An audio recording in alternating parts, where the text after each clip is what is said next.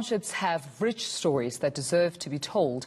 A new publishing house dedicated to telling these stories is launching its first title tomorrow. Former eMalahleni Mayor Jabulile Dlamine's story, Ekhawil, My Anchor, will be the first to be featured. So let's find out about this exciting initiative from Township Press founder, that's Ms. Jabulile Buthelezi-Kalonje.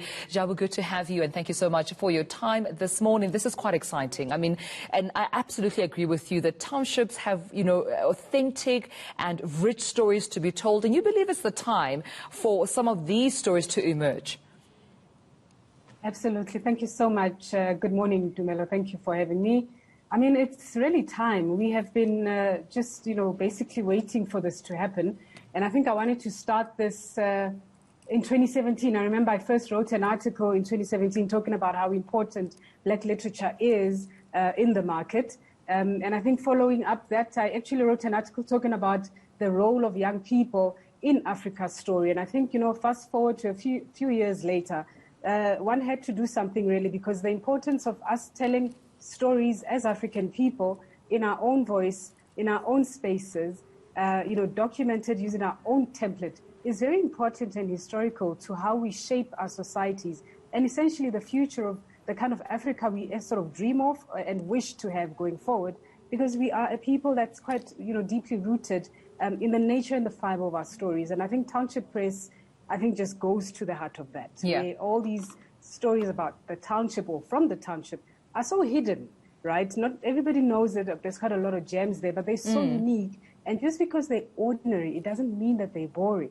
So we're trying to create a space for those voices to really come to the fore and not just fall within the periphery. Right. I want to quote you here just in terms of, what you believe the vision behind Township Press is. You're saying that it's giving emerging writers their voice, it's advancing freedom in African storytelling, but also building legacies. What makes Jabulile Dlamini-Twala's story the perfect first pick as you launch it tomorrow, I understand the 6th of March, with the title being Ekhawil, My Anchor? Yeah, I mean, Chloe's story is so unique. To think that she sat on this for so many years, right? But when she told me about her book, immediately I knew that this was probably going to be one of the first books I'll write. But it's also legendary in a sense that, Glory was a leader. I don't like to say women leader, but she was a leader and executive mayor at a time where it wasn't yet so popular in the country, during a very tough time in eMalahleni, in Mpumalanga. And in her book, she talks about how many of the things that are spoken of today, like patriarchy and how women struggle in leadership roles, when they, particularly in public service, but also just generally in different sectors, women still struggle when they actually do eventually make their way to the top. And I felt it's so important for her to actually position that story so young people understand the whole concept of the battles that we face right now as young women. Black young women are not necessarily new, but it doesn't mean we have to make a noise about it. Perhaps understanding that even our generation before was facing some of the things we're facing today will help us get a sense of urgency of some sort in us trying to really battle with these barriers of some of the things we struggle with when it comes to patriarchy. So it's legendary in a sense that her story comes from a time where, number one, people think that when you talk about apartheid South Africa, you've got to think of Soweto because that's where everything happened. Right. But, this book proves you wrong.